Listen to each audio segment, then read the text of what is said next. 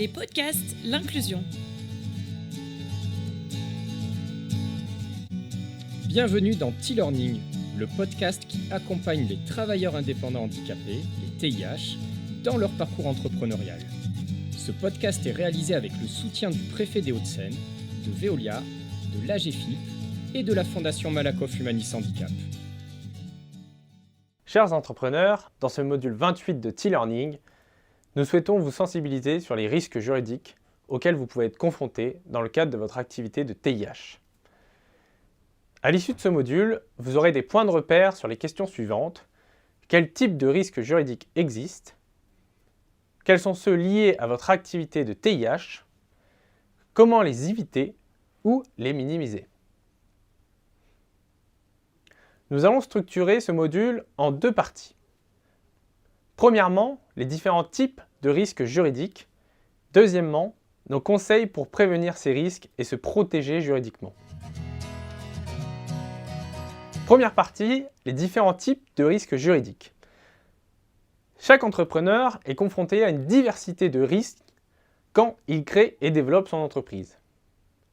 Tout d'abord, un premier risque est de ne pas être en conformité avec la législation, comme par exemple ne pas être à jour de ses obligations légales, administratives et fiscales. Déclarer son chiffre d'affaires et ses revenus, payer ses charges sociales, ses impôts et la cotisation foncière des entreprises si éligible. Ou encore collecter et reverser la TVA si nécessaire, et puis tenir sa comptabilité, etc. Par ailleurs, il existe des obligations liées à votre secteur d'activité. Si vos clients directs sont des particuliers, vos prix doivent être affichés en TTC et vos conditions générales de vente doivent être à jour et affichées sur votre site ou jointes à votre devis. Ensuite, des déséquilibres peuvent exister dans une relation contractuelle entre un TIH et son client. Il est important d'identifier ces risques pour s'en prémunir. Il y a le risque d'insatisfaction du client. Il est directement lié à la qualité des produits et des services proposés, ou le fait de ne pas garantir la conformité, les vices cachés et les délais de livraison. Il y a aussi les risques d'abus, notamment l'abus de confiance, différent de l'escroquerie, qui est le fait pour une personne à qui a été remis de l'argent ou un bien, de détourner l'usage de ce bien à son profit ou pour un usage frauduleux.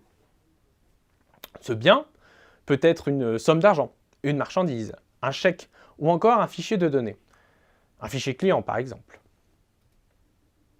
Il y a également l'abus de faiblesse. C'est quand une personne profite de la vulnérabilité, c'est-à-dire l'ignorance ou la faiblesse physique ou mentale d'une autre, pour la conduire à réaliser un acte contraire à son intérêt. Le handicap peut être un facteur de vulnérabilité. Par exemple, exiger d'une personne non-voyante de signer des documents de nature professionnelle sans avoir pu en prendre connaissance en amont est un abus de faiblesse. Ou encore, inciter une personne atteinte d'un handicap psychique à souscrire à un service dont elle n'a pas besoin. Un autre risque est la dépendance économique. Elle consiste à réaliser l'essentiel de son chiffre d'affaires avec par exemple un seul client. En tant que TIH, et du fait de votre situation de handicap, il peut être difficile de fournir un effort commercial intensif pour diversifier votre clientèle. Cette dépendance à un client comporte plusieurs risques. Tout d'abord, le risque financier, si votre unique client décide de changer de prestataire ou fait faillite. Un risque bancaire également, car si vous avez besoin d'emprunter de l'argent, les institutions financières s'assureront que vous disposez de plusieurs sources de revenus stables. Et enfin, un risque fiscal, car si vos revenus proviennent d'un seul client pendant plusieurs années, cela pourrait être considéré comme du salariat déguisé. Vous pourriez devoir verser des impôts supplémentaires, car vos dépenses d'entreprise seraient refusées.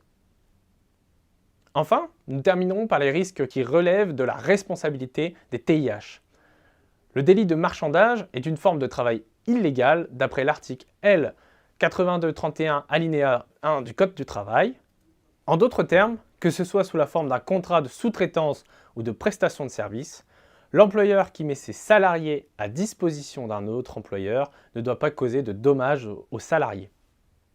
Un TIH qui a donc des salariés doit veiller à respecter les dispositions légales quand il conclut cette forme de contrat avec une entreprise.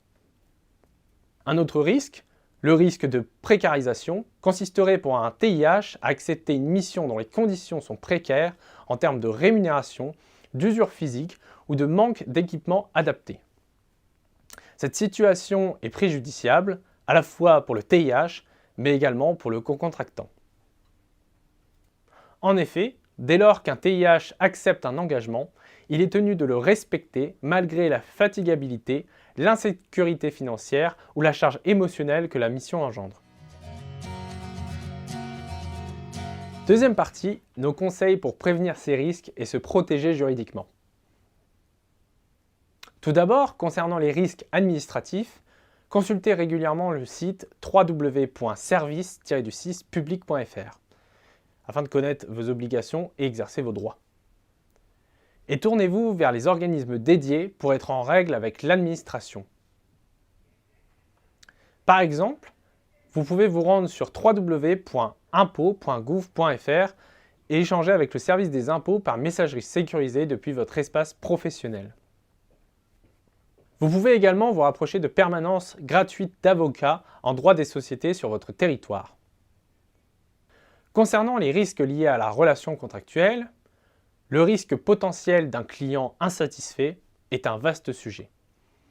Afin de le limiter, nous vous conseillons à la fois de préciser vos conditions de livraison, coûts, qualité et délai, dans votre devis ou contrat. Autrement dit, avoir des conditions générales de vente qui précisent ce que vous pouvez ou ne pouvez pas réaliser. Vous pouvez aussi maintenir une communication régulière avec votre client jusqu'à la livraison. Nous vous conseillons également de poser par écrit les modalités de votre prestation, de documenter vos besoins par mail et d'archiver ces éléments sur votre ordinateur sans forcément passer par un document contractuel trop détaillé.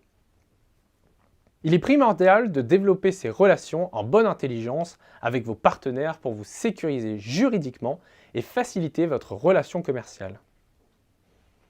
L'idéal est d'avoir un document type d'offre de prestation de service qui reprend la description de votre offre, le contexte d'intervention et votre proposition tarifaire.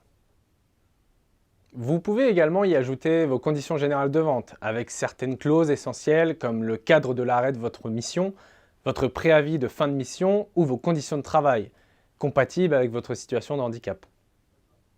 Ensuite, pour vous prémunir de la dépendance économique, élargissez votre clientèle en faisant de la prospection commerciale ou encore de la publicité.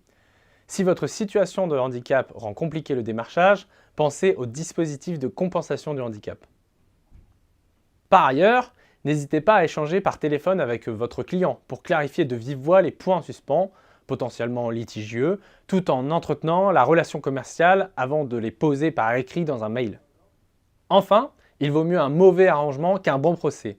Ce dernier absorberait votre énergie, votre temps et vos moyens financiers et il engendrerait une forte période de stress.